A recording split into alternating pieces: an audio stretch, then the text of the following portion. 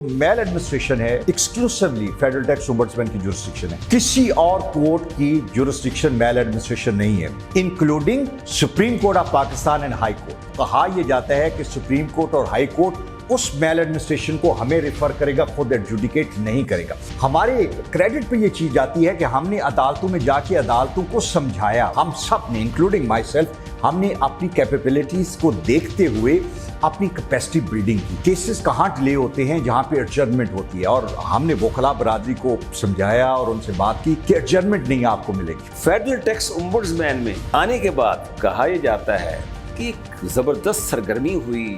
अब वो महकमा जहाँ 20 सालों में सिर्फ 30-35 हज़ार कंप्लेंट होती थी, यहाँ सिर्फ 4 सालों में 50,000 से ज़्यादा कंप्लेंट को आपने हल किया।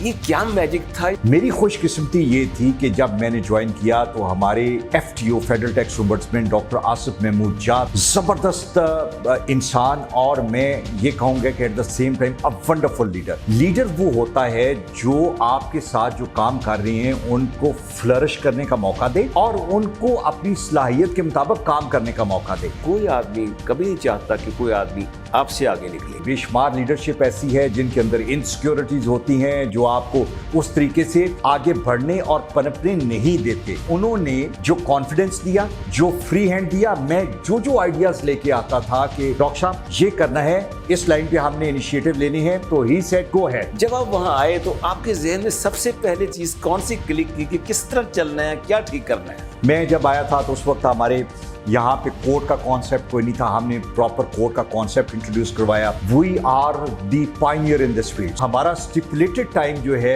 एडजुडिकेशन का वो 60 दिन है, और 60 दिन में कभी कोई फैसला नहीं होता। 34 डेज पे हम लेके आ गए।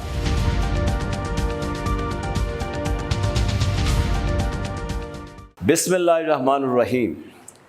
नाज़रीन, प्रोग्राम FTO TV में अब्दुल बासित खान आपको खुशामदीद कहता है। आज हमारे साथ एक बहुत ही खूबसूरत शख्सियत है।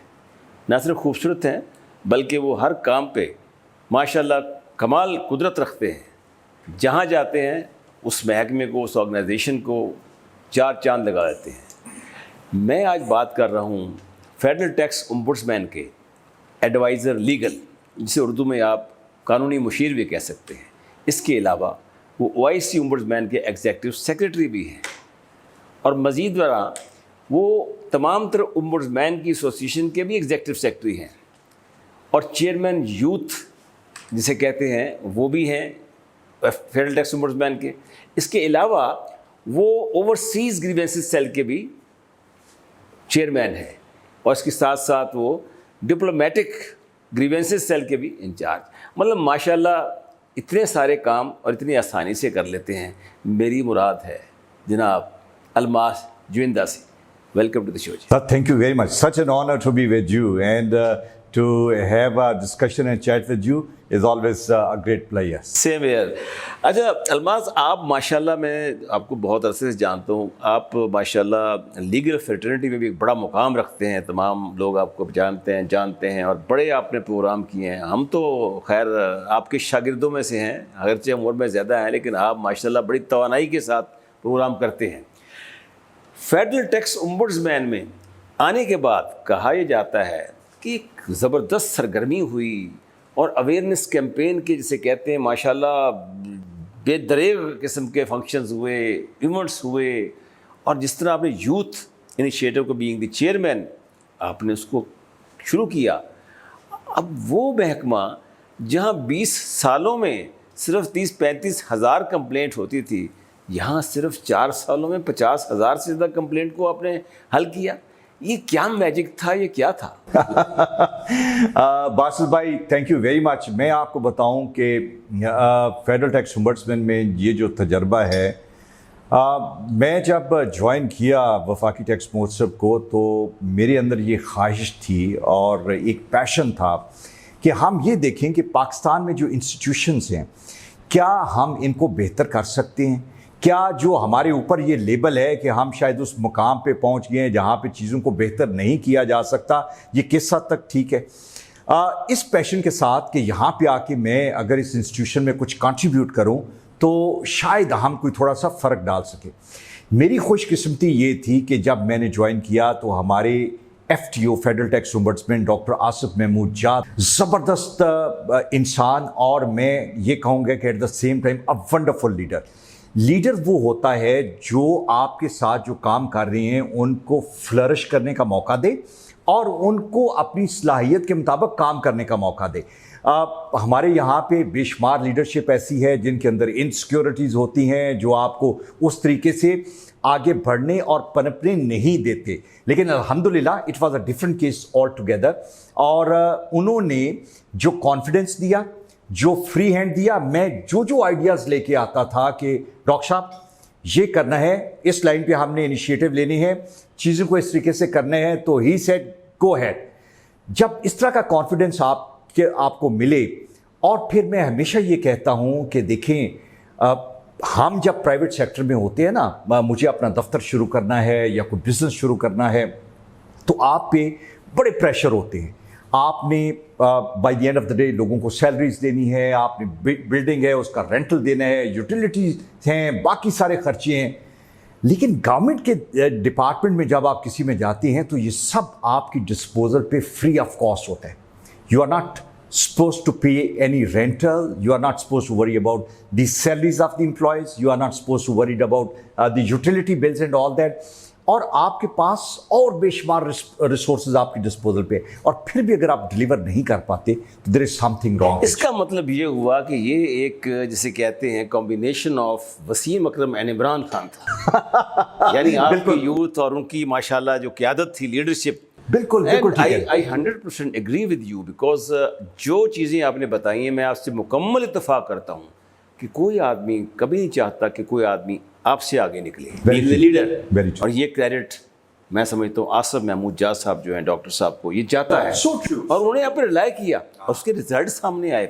बिल्कुल ऐसी। अच्छा ये बताइए अल्मास साहब, जब आप वहाँ आए तो आपके जहन में सबसे पहले चीज़ कौन सी क्लिक की कि किस तरह चलना है, क्या ठीक करना है? देखिए, सबसे पहला जो काम था, चूँकि मैंने as a adviser legal federal tax ombudsman को ज्वाइन किया, हमारे यहाँ पे फ्रस्ट्रेशन है कि इंसाफ जो है वो सालों में नहीं मिलता, बड़ा एक्सपेंसिव एक्सरसाइज है। फिर एट टाइम्स जब आप जाते हैं तो उसमें बैक एंड फोर्थ आपकी भाग दौड़ लगी रहती है। तो क्यों ना हम एक ऐसा मॉडल इंट्रोड्यूस करवाएं कि जो कि इंसाफ के हवाले से बहुत कन्वीनियंट हो। मैं जब आया था तो उस वक्त हमारे यहाँ पे कोर्ट का कॉन्सेप्ट कोई नहीं था, हमने प्रॉपर कोर्ट का कॉन्सेप्ट इंट्रोड्यूस करवाया। हमने हमारे जो स्टाफ था और जो ऑनरेबल एडवाइज़र्स थे उनके साथ हमने 3, 4, 5 ऊपर नीचे हमने ट्रेनिंग सेशन किए, सेमिनार किए, जहाँ पे हम सब ने इंक्लूडिंग माई सेल्फ, हमने अपनी कैपेबिलिटीज़ को देखते हुए अपनी कैपेसिटी बिल्डिंग की। हमने ये नई चीज़ें इंट्रोड्यूस कराई। मैं मिसाल देता हूँ आपको कि आज के टाइम में आपको जो रिमोट कोर्ट का कॉन्सेप्ट है कि जहाँ पे आप किसी दूसरी जगह पे बैठे हुए हैं और आप जूम लिंक से आप अपना कोर्ट अटेंड कर सकते हैं। Trust me, we are the pioneer in this field. Supreme court के अंदर ये चीज़ें मौजूद हैं, लेकिन हमने शुरू किया। हमने कहा कि देखें केसेस कहाँ डिले होते हैं, जहाँ पे एडजर्नमेंट होती है, और हमने वकला बरादरी को समझाया और उनसे बात की कि एडजर्नमेंट नहीं आपको मिलेगी। आप जिस हेयरिंग की जो डेट है उस दिन अगर आप किस जगह पे मसरूफ़ हैं तो आपके पास एक हमारा जूम लिंक मौजूद है, व्हाट्सएप लिंक मौजूद है, और नतीजा ये निकला कि आप अंदाज़ा लगाएं कि हमारा स्टिपुलेटेड टाइम जो है एडजुडिकेशन का वो 60 दिन है, और 60 दिन में कभी कोई फैसला नहीं होता था। फैसला होता था 150 दिन में, 180 दिन में। 34 डेज पे हम लेके आ गए, 34 डेज पे। फिर हमने क्या किया कि इनफॉर्मल डिस्प्यूट रेजोल्यूशन। भाई सिंपल सी बात है कि अगर किसी जगह पे कोई इंस्पेक्टर किसी को तंग कर रहे हैं, उससे रिश्वत मांग रहे हैं, उसको रन अराउंड दे रहे हैं, उसको ब्लैकमेल कर रहे हैं, तो वो कंप्लेंट अगर मेरे पास लेके आया है और मैंने अगर 30 साल इनकम टैक्स के डिपार्टमेंट में बीइंग एडवाइज़र गुजारे हुए हैं, तो मैं उस बंदे की आप बीती सुन के, उसकी मुश्किलात सुन के, उसकी कंप्लेंट पढ़ के मैं अंदाज़ा लगा लूँगा कि कितना जेन्युइन ये केस है। मुझे क्यों उसकी कंप्लेंट रजिस्टर करके मुझे 34 दिन ज़ाया करने, क्यों मैं अपना फ़ोन से बात आ रही है। मैं सबसे पहले तो आपसे पूछूंगा कि आम चूँकि हम एक अवेयरनेस सेशन कर रहे हैं, इसमें बेसिकली लोगों को पब्लिक अवेयरनेस, यानी अगर कोई आम आदमी अगर कंप्लेंट का तरीका बता दें, किस तरह कंप्लेंट करेगा, कैसे उसकी जुरिडिक्शन आती है एफटीओ की? Very simple, very simple. हमारी जुरिस्डिक्शन है एफबीआर की मेल एडमिनिस्ट्रेशन, और एफबीआर की मेल एडमिनिस्ट्रेशन की जब बात करते हैं तो उसमें इनकम टैक्स है, कस्टम्स है, सेल्स टैक्स है और एक्साइज है, फेडरल एक्साइज है। जहाँ कहीं आप ये समझते हैं कि बद इंतज़ामी को हमने डिफ़ाइन ये किया है कि आपने जो काम 10 दिन में करना था वो आपने 10 दिन की बजाय 10 महीने लगा दिए, तो ये आपका बद इंतज़ामी है। This is your maladministration. Right. आपने अगर एक शख्स को आज नोटिस दिया और शाम को उसके अकाउंट से पैसे निकाल लिए, तो आपने उसको सफिशिएंट टाइम नहीं दिया कि वो आपके नोटिस को रिप्लाई करे, तो ये आपके एंड पे एक आपने मैनिपुलेशन की इस तरीके से कि अगले बंदे को टाइम नहीं दिया, तो ये आपकी बद इंतज़ामी है। अगर आपने रिश्वत मांगी है तो ये आपकी बद इंतज़ामी है। अगर आपने किसी से, आप देखिए टैक्स पेयर के पैसे से पाकिस्तान की गवर्नमेंट जो है उसके मामला चलते हैं, और सिविल सर्वेंट जो है वो तो हम आवाम के खिदमतगार हैं।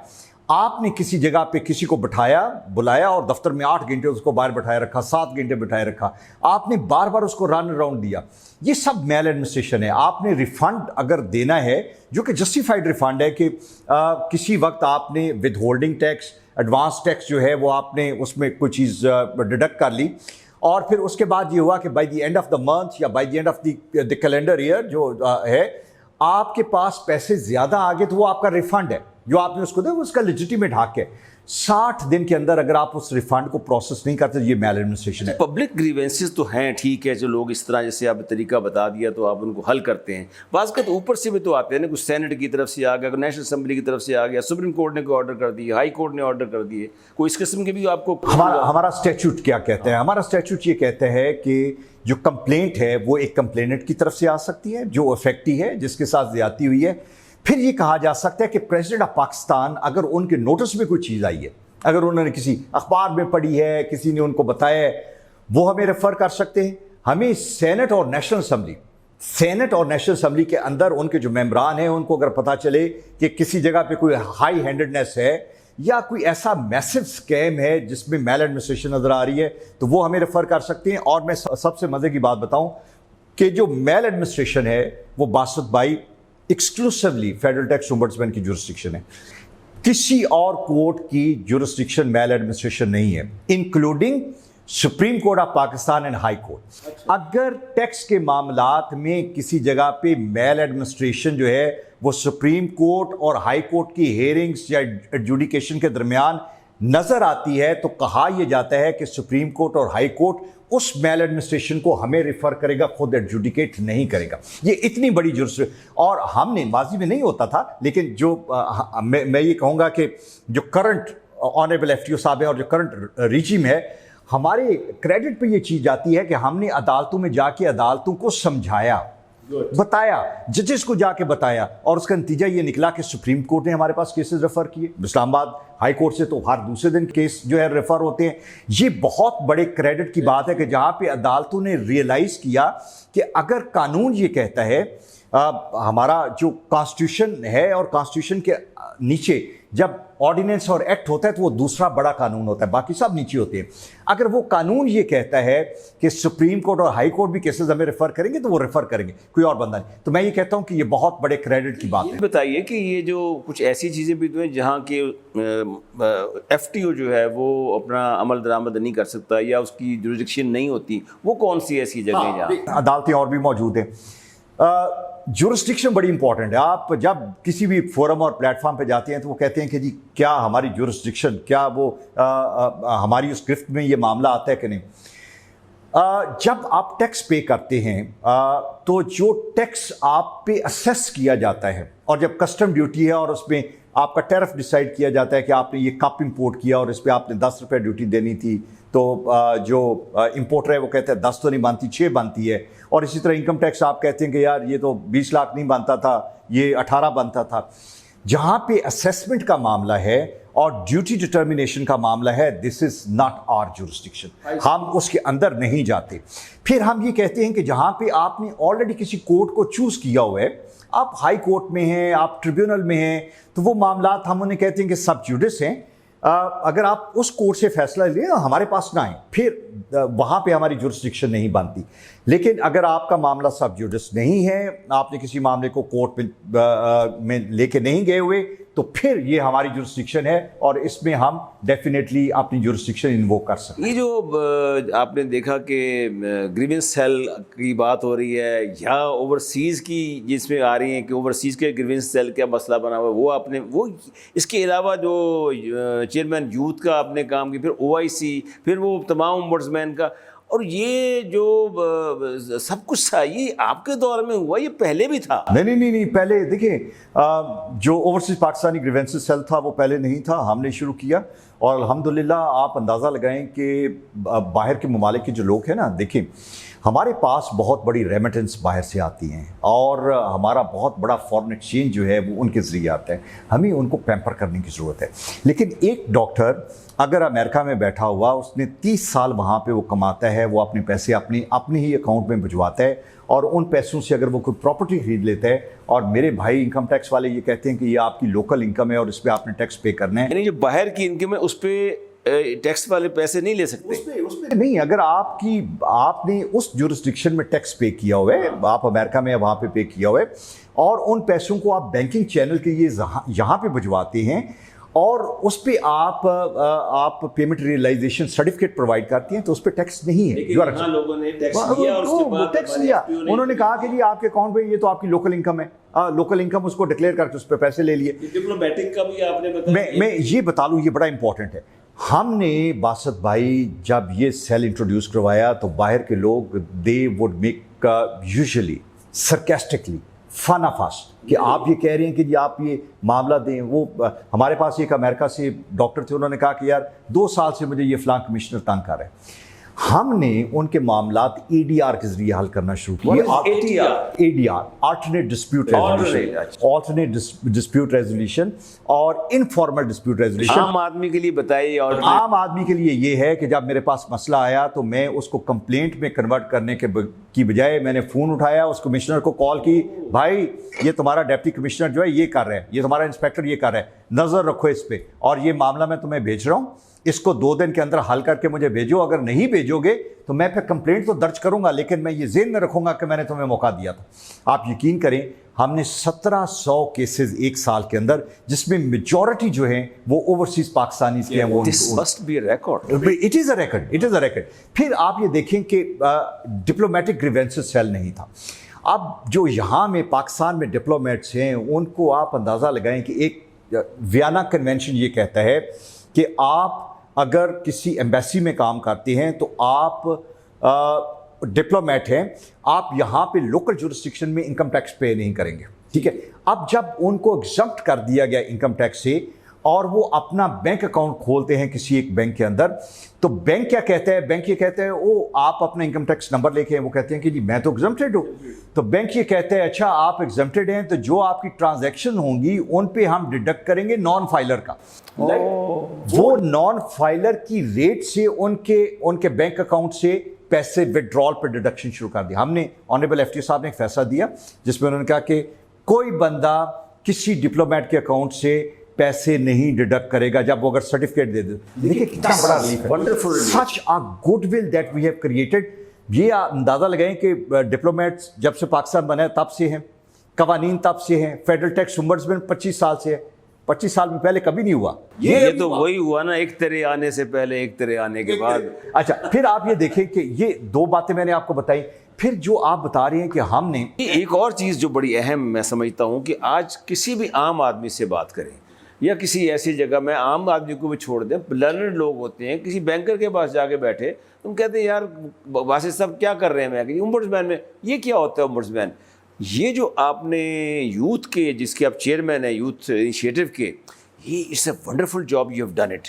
इसलिए कि आपने एक तरह से फ्लड गेट खोले लोगों के लिए, यूनिवर्सिटीज़ में गए, कॉलेजेस में गए आप जाके, और उसके साथ साथ लोगों में अवेयरनेस आई है, and this is Paramount interest. Very true. पिछले साल हमने 274 सेमिनार किए जो हमने यूनिवर्सिटीज़, कॉलेजेस और chamber of commerce in bodies के साथ। जो यूथ है, यूथ हमने जब मैं आया तो उस वक्त हमारे यहाँ पे एक इंटर्नशिप प्रोग्राम चल रहा था जिसमें 3 या 4 बच्चे थे और वो बड़े मतलब बच्चे भी मीडियोकर थे और उसमें कोई इंप्रेशन भी हमारा अच्छा नहीं जा रहा था। मैंने उस प्रोग्राम को लॉन्च किया और हमने सबसे पहले इस्लामाबाद के अंदर 10-12 अच्छे कॉलेजेस के बच्चे जो है उनको लिया, लेके हमने पहला अपना इंटर्नशिप प्रोग्राम जब कंप्लीट किया तो बासित भाई नतीजा ये निकला कि हमारा जो इंटर्नशिप प्रोग्राम है वो पॉपुलर हुआ। मैंने उस इंटर्नशिप प्रोग्राम के 2 बच्चे जो हैं उनको मैंने बहरीन फर्दर इंटर्नशिप के लिए बेचा, उनको मोरक्को बेचा, इटली के लिए उनको मैंने वहाँ पे अपॉर्चुनिटीज़ लेके दी। नतीजा ये निकला कि हमारा इंटर्नशिप प्रोग्राम जो है वो बहुत मकबूल हुआ और इस मरतबा हमने पब्लिक सेक्टर का सबसे बड़ा internship programme with 150 student all across And Pakistan. this has not only created a robust partnership between the Pakistan and the Arab countries, the Very good, OIC very good. countries. ये भी एक बड़ा फायदा। बिल्कुल इसी तरह 150 बच्चों की जब हमने इंटर्नशिप की तो ये वो बच्चे हैं जो अब हमारी, मैं ये कहूँगा कि ये हमारी ज़बरदस्त फोर्स बन गए। हर रोज़ वीडियो बना रहे होते हैं, FTO के बारे में बता रहे होते हैं, ओम्बड्समैन के रोल के बारे में बता, फिर बड़ा फर्क पड़ा। फिर हमने 40 कॉलेजेस के अंदर और स्कूलों के अंदर हमने यूथ एम्बेसडर परमानेंट मुकर्रर कर दी। ताजर बरादरी में भी बड़े एक मसाइल होते हैं और मैं अक्सर, आप भी देखते हैं, हम भी पढ़ते हैं अखबारों में कि जी रिफ़ंड नहीं दिए जाते, सब प्राइम मिनिस्टर को शिकायतें लगाई जाती हैं और रिफ़ंड्स के लिए जनाब तगोदो हो रही होती है और जायज़ रिफ़ंड होते हैं, नहीं देते। आपके यहाँ but I see in the latest report about 62 billion refunds की। हाँ, वो और पिछले एक Exceptionally high. अमेजिंग जो पिछला साल है उसमें 23 बिलियन का रिफंड, जब गवर्नमेंट जो है वो एक पैसा देने के लिए तैयार नहीं थी। देखिए, ये आपने अगर बिजनेस को प्रमोट करना है और आप ये चाहते हैं कि एक बिजनेस फ्रेंडली एनवायरनमेंट जो है वो क्रिएट की जाए, तो आपने जो रिफंड है वो लोगों को देना है। प्लीज़ आप उस टैक्स को अपनी टैक्स इनकम डिक्लेयर करें या रेवेन्यू डिक्लेयर करें जो आपके हिस्से का है, जो आपने किसी से इन एडवांस लिया और आपने उसे वापस करना है, उसे खाते में क्यों रख के बैठे हुए। देखें, प्रॉब्लम क्या है, कमिश्नर्स अपने टारगेट अटेन करते हैं इस रिफंड की पैसे को रोक के, वो टारगेट अटेन करते हैं लोगों की रॉन्ग डिमांड क्रिएट करके। हमने 60 दिन के अंदर लोगों को रिफंड लेके दिया। और बिजनेस कम्युनिटी की आपने बात की कि बिजनेस कम्युनिटी में हमने पहली मर्तबा ट्रस्ट बिल्ड करने के लिए बिजनेस कम्युनिटी के अंदर से हमने ऑनरी एडवाइजर लिए। हाँ, yes, that's also it's a public private partnership. देखिए, मेरे पास कुर्सी है, मेरे पास गवर्नमेंट का इदारा है, मैं कहता हूं कोई मेरे नज़दीक ना लगे, कोई बिजनेसमैन है मेरे दफ्तर के बाहर, मैंने कहा मेरे दफ्तर के बाहर नहीं, आप मेरे दफ्तर के अंदर आओ, मेरे साथ चेयर रखो, ये झंडा रखो पीछे, honorary adviser being appointed across Pakistan from different chamber. ये डॉक्टर आसिफ महमूद जाद साहब का बहुत बड़ा इनिशिएटिव, जबरदस्त इनिशिएटिव उनका। और ये देखें कि उसकी वजह से क्या हुआ कि लोगों के अंदर कॉन्फिडेंस बिल्ड हुआ, उनके अंदर ट्रस्ट बिल्ड हुआ। और आपने, मेरा ख्याल है पाकिस्तान का कोई चैम्बर नहीं होगा जहां पर आपने अवेयरनेस सेशन नहीं किया। हर जगह पे गए, एवरी नोक and corner, you name any. आप जब हम लोग आए थे तो उस वक्त 7 ऑफिसेज थे, इस वक्त 14 ऑफिसेज है। 20 साल के अंदर 7 बने और अगले 4 साल के अंदर जो है हमने 7 मजीद बनाए। आप ये देखेंगे 20 साल के अंदर 35,000 कंप्लेंट्स जो हैं वो एडजुडिकेट हुई। 4 साल के अंदर 55,000 हमने कंप्लेंट जो है वो एडजुडिकेट कर दी। फिर हमने कंप्लेंट का, आपने शुरू में सवाल पूछा था, कंप्लेंट करना चाहते हैं हम किसी कोर्ट में जाएं तो हम पहले वकील एंगेज करें, फिर फीस देनी पड़ती है, कोर्ट फीस है, वकील की फीस है, ये लंबी लिटिगेशन चलती है। यहाँ पे आपने मुझे एक टेक्स्ट मैसेज कर देना कि ये मेरी कंप्लेंट है, और फिर मेरे ऑफिस का स्टाफ जो है वो आपका वकील बन जाता है, वो आपको कॉलिंग करना शुरू करता है, वो जनाब बासु साहब ये आपकी कंप्लेंट है, ये आईडी कार्ड भिजवा दे, अच्छा इसको इस तरह से कर लें, अच्छा कल मैं आपको बताऊंगा आपकी। आप ये कहती हैं यार मैं किस दुनिया में आ गया हूं कि जहां पे लोग मेरे पीछे हैं कि आपका मसला हल करवाने के लिए हम आपके पीछे। अच्छा अलमाज साहब, यही बताइए कि मैं एज ए टैक्स पेयर हूँ या एक ऑर्डनरी मैन हूँ, मैं ग्रीवेंस है मेरी, मैं शिकायत करता हूँ, तो मेरी शिकायत आप नहीं सुनते तो मेरे पास क्या ऑप्शन है, या महकमा फ़र्ज़ करो आपकी बात से मुतफ़िक नहीं होता, उसके पास क्या ऑप्शन है, व्हाट नेक्स्ट आफ्टर ओम्बड्समैन? ऐसा नहीं है। देखिए, पहली तो बात यह है कि अगर शिकायत आप करते हैं और आप ये समझते हैं कि वो शिकायत नहीं सुनी जाती, ऐसा है नहीं, इमीडिएटली वो रजिस्टर हो जाती है। लेकिन अगर नहीं तो करंट ओम्बड्समैन जो हैं इन्होंने अपने दरवाजे बिल्कुल खुले, जैसे वो कहते थे ना माजी में कि आप इंसाफ और इंसाफ करने वाला और एक्सेसिबल। आप अंदाज़ा लगाएं कि यू लाहौर में you walk into his office and he is ombudsman, he will not minded. हमने ये बड़ा कन्वीनियंट कर दिया, लेकिन जहाँ पे जो शिकायत कुनिंदा है अगर हमने उसके किसी कोई फैसला दिया है और वो उससे एग्री नहीं करता और department That's what I want to say. तो उसमें एक पूरा एपलेट सिस्टम मौजूद है, अपील का सिस्टम मौजूद है।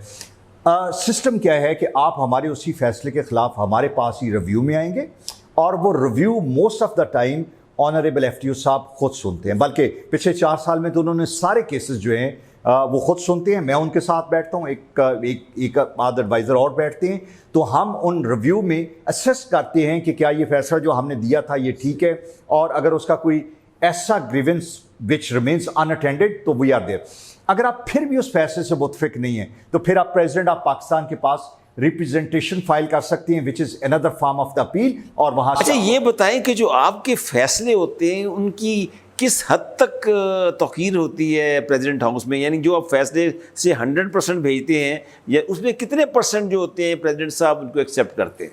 हमारे फैसलों की तौकीर भी होती है और ज़िया भी होती है। हम भरपूर तरीके से अपने फैसले, देखें हमारे जो फैसले हैं जो हम करते हैं उस पर कोई 96% के करीब फैसले जो हैं उसको तो एज इट इज़ एक्सेप्ट किया जाता है। 4-5% है जिसमें लोग अपील पे प्रेसिडेंट ऑफ पाकिस्तान के पास जाते हैं। उस 4-5% का फिर 98% हमारे फैसले आप होल्ड होते हैं। Very good, which is a very high, exceptionally high. दूसरा ये है कि जो हमारे ऑर्डर्स हैं उसकी इम्प्लीमेंटेशन देखें। फेडरल टैक्स ओम्बड्समैन जो है ये इसका जो ओहदा है वो सुप्रीम कोर्ट के जज के बराबर है, और हमारे पास इख्तियारात क्या हैं ये मैं एजुकेट करना चाहता हूँ। ये बहुत इंपॉर्टेंट है कि हमारे जो FBR के ऑफिशियल्स हैं, चाहे वो इनकम टैक्स से हो या कस्टम से हो, प्लीज़ FTO के इख्तियारात का आपको पता होना चाहिए कि जहाँ पे हम ये समझें कि हमने आपको रिकमेंडेशन दी और उस रिकमेंडेशन की आपने डिफाइंस किया, आपको कहा कि जी 45 डेज के अंदर इस पर अमल दरामद करें, आपने नहीं किया। इम्प्लीमेंटेशन अगर नहीं की तो इम्प्लीमेंटेशन नहीं की हमारी, तो उसकी अगर आपने डिफाइंस कर दी इम्प्लीमेंटेशन ना करके, तो मेरे पास इख्तियारात ये हैं कि मैं एक लेटर लिखूंगा जो मैं आपके डिपार्टमेंट को ये कहूँगा कि इन साहब की ACR के साथ लगा दें, जिसमें मैं ये लिख सकता हूँ कि ये ऑफिसर कैसा है, इसका कंडक्ट कैसा है। ये फिर मैं प्रेसिडेंट ऑफ पाकिस्तान को लिखूंगा, मैंने तो लिखा आप भी खत लिखें, वो भी कर। फिर मैं डिपार्टमेंट के अंदर डिसिप्लिनरी एक्शन जो है वो रेकमेंड कर सकता हूँ। हमारी इनिशियल इन्वेस्टिगेशन में मेल एडमिनिस्ट्रेशन एस्टेब्लिश हो गई, तो उस मेल एडमिनिस्ट्रेशन के अगेंस्ट मैं डिसिप्लिनरी एक्शन रेकमेंड कर सकता हूँ महकमे को कि इस शख्स के खिलाफ डिसिप्लिनरी एक्शन करें। मैं सिविल और क्रिमिनल, ख़ास तौर पे क्रिमिनल प्रोसीडिंग भी इनिशिएट कर सकता हूँ, और मैं कंसर्न डिपार्टमेंट FIA इधर उधर उनको मैं केस रेफर कर सकता हूँ कि हमारी फाइंडिंग ये है कि इस शख्स ने क्राइम किया है और इसके खिलाफ क्रिमिनल प्रोसीडिंग जो है वो कैरी आउट कीजिए। हम जुर्माना कर सकते हैं, वो जो सिविल की मैं बात कर रहा था, सिविल कोर्ट के इख्तियारात हमारे पास मौजूद हैं। फिर जो सबसे इंपॉर्टेंट ये है कि जहाँ पे आप FTO को आपके एक्शन से, आपके कंडक्ट से, आपके अल्फाज से आप उसका ओहदा जो है उसको कॉम्प्रोमाइज़ करें, बेहुरमती करें, आप किसी तरीके से FTO को स्कैंडलाइज करें, आप कोई ऐसा इंसल्टिंग काम करें जो FTO की ज़ात और तौकीर के ख़िलाफ़ है, तो वहाँ पे फिर आपके पास जिस तरह सुप्रीम कोर्ट के अंदर कंटेम्प्ट प्रोसीडिंग है, आपको नोटिस सर्व किया जाएगा, आपको पूछा जाएगा कि क्यों ना आपके खिलाफ कंटेम्प्ट प्रोसीडिंग शुरू की जाए। कोई ऐसा कंटेम्प्ट हुआ है डॉक्टर आसिफ जहा साहब? देखिए आसिफ जहा साहब जो है ना वो उनकी शख्सियत बड़ी काबिल कबूल शख्सियत है। जब वो किसी से प्यार से बात करते हैं तो लोग उनकी बात मान लेते हैं, और वो नोयत नहीं आई। हमने जो डिफाइंस के नोटिस हैं वो लोगों को भेजे, हमने डिसिप्लिनरी एक्शन जो है वो किया और रेकमेंड किया। जहाँ तक कंटेम्प्ट की बात है उसके नोटिस कुछ लोगों को सर्व किए हमने, लेकिन जब उनसे माजरत आई तो उन्होंने बड़ी फराग दिली से उनको माफ़ कर दिया। लेकिन माजी के अंदर ओम्बड्समैन जो है उन्होंने कंटेम्प्ट में लोगों को बुक किया, सजाएं दी, और उसमें कमिश्नर लेवल के लोग हैं जिनको, लेकिन यहाँ पे हमारे यहाँ था कि ऑनरेबल FTO साहब ने, अब ये देखें ना कि हमारा एक वीडियो है, FTO TV का एक वीडियो है जिसमें एक सऊदी अरब से एक डॉक्टर साहब थे, उनके साथ ज्यादती की, तो चीफ कमिश्नर और कमिश्नर्स ने हाथ जोड़ के माफ़ी मांगे। हमारी तरफ से आपको किसी भी किस्म की कोई ज़हनी परेशानी का सामना करना पड़ा, we owe an apology to you sir. अगर कोई मेरी ज़ात से या मेरी वजह से मिसअंडरस्टैंडिंग की वजह से या ड्यू टू एनी रीज़न मैं आपसे ज़ाती तौर पे माजरत तलब करता हूँ। This does not happen in Pakistan, लेकिन हमने वो माहौल क्रिएट किया जहाँ पे कहा कि अगर आप गलत करेंगे तो माफ़ी मांगेंगे, और अगर आप माफ़ी नहीं मांगेंगे तो फिर भुगतेंगे। ठीक है। तो जब तक आप उनको ये नहीं बताते ये भुगतना पड़ेगा, तो तब तक वो सीधे नहीं होते। अलमास साहब, आपसे दिल तो करता है और बहुत बातें करें। अच्छा, लेकिन एक बात मैं बासित भाई मजीद बताना चाहता हूँ। देखिए, पाकिस्तान में जुडिशरी जो है, हम वर्ल्ड रैंकिंग में बहुत नीचे हैं। कहा जाता है कि 140th कंट्रीज में से कोई 137 हमारा नंबर है।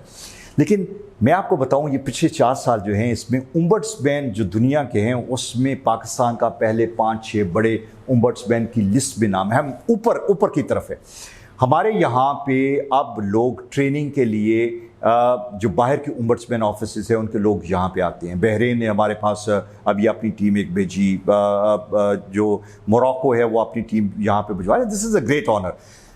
फिर अभी सेनेगाल से कुछ एक टीम जो है वो हमारे पास इन दिनों में आने वाली है।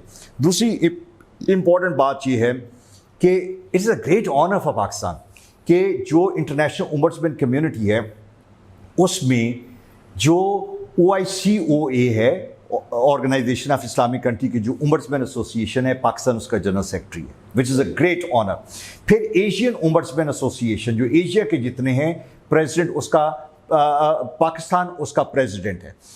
एजाज कुरैशी साहब जो हैं वो उसके प्रेसिडेंट हैं। डॉक्टर आसिम महमूद जाह साहब OIC ओम्बड्समैन एसोसिएशन के सेक्रेटरी जनरल हैं। मैं OIC ओम्बड्समैन एसोसिएशन का एग्जीक्यूटिव सेक्रेटरी जनरल हूँ, which is a great honour. फिर इसी तरह IUI एक इंस्टीट्यूशन है, इंटरनेशनल ओम्बड्समैन इंस्टीट्यूट, उसकी वाइस प्रेसिडेंट जो हैं वो आयशा हामिद हैं, जो पंजाब की ओम्बड्स पर्सन है। फिर इसी तरह एक UN ग्रुप बना है जो इंटरनेशनल ओम्बड्समैन का है, और अल्हम्दुलिल्लाह आई एम वेरी ऑनर्ड कि I am part of that. और उसमें सिंध ओम्बड्समैन जो हैं वो भी उस कमेटी के वाइस चेयरमैन हैं। तो हमारी इंटरनेशनल कम्युनिटी के अंदर बहुत स्ट्रॉन्ग प्रेजेंस है। मेरा ख्याल है डॉक्टर आसिम महमूद जाह साहब की क़यादत में, और ख़ास तौर पे जो लाइन आपने इनको गाइडलाइन दी है जिस पे उन्होंने बाकायदा अमल किया, मैं समझता हूँ इससे दफ्तर की तौक़ीर में इज़्ज़तें बहुत इजाफा हुआ। एक और बात मैं आपसे अहम करना चाहता हूँ कि ये जो एडवाइज़र्स होते हैं इनकी भी तो आखिर रिक्रूटमेंट होती है। ये भी नेचुरली जो कि रिज़ल्ट आज हम देख रहे हैं कि चशम कुशा जिसे कहते हैं रिज़ल्ट है, कि अच्छे रिज़ल्ट हैं, जिससे तबीयत खुश होती है कि इतनी बड़ी बड़ी कंप्लेंट्स हज़ारों की तादाद में जो कि पहले सैकड़ों में थी वो आप हल कर रहे हैं, not only in 60 days but only even 33 days. तो इसका सिलेक्शन क्या तरीक़ाकार होता है? देखिए, हमारे पाकिस्तान में जो इशू है वो ये भी है कि जहाँ पे डिस्पेंसेशन ऑफ जस्टिस है वहाँ पे right man for the right job नहीं है। हमारा जो जज है जो सिविल कोर्ट के अंदर बैठा है वो सुबह मॉर्निंग में फैमिली लॉज के केसेस देखता है, 1 घंटे बाद उसने प्रॉपर्टीज़ के केसेस देखने हैं, 2 घंटे बाद वो टैक्सेशन के मामला देख रहा होता है, 4 घंटे बाद वो मर्डर केसेस सुन रहा होता है। आपकी स्पेशलाइजेशन डेवलप नहीं होती, साइबर लॉज के केसेस है, फलां। ये वाहिद एरिया है जहाँ पे जब हमारे एडवाइज़र जो हैं हम उन्हें लेते हैं तो आप अंदाज़ा लगाएं कि उसमें उनका जो तजर्बा है 30 से 35 साल का तजर्बा अपने डिपार्टमेंट के अंदर सर्व करने के। They are specialist of their own particular department, be it the customs, income tax and all that. जब आपके पास इतना बड़ा तजर्बा है तो आपको उस पर्टिकुलर डिपार्टमेंट के अंदर जो मुश्किलात हैं उसको समझने में कोई परेशानी नहीं आती। हम ऐसे लोगों की तलाश के लिए अगरचे ऑनरेबल FTO साहब के पास मुकम्मल इख्तियार है कि वो बग़ैर किसी इंटरव्यू के जब चाहें जिसको चाहें रिक्रूट कर सकते हैं, लेकिन हमने मेरिट की पॉलिसी अडॉप्ट की।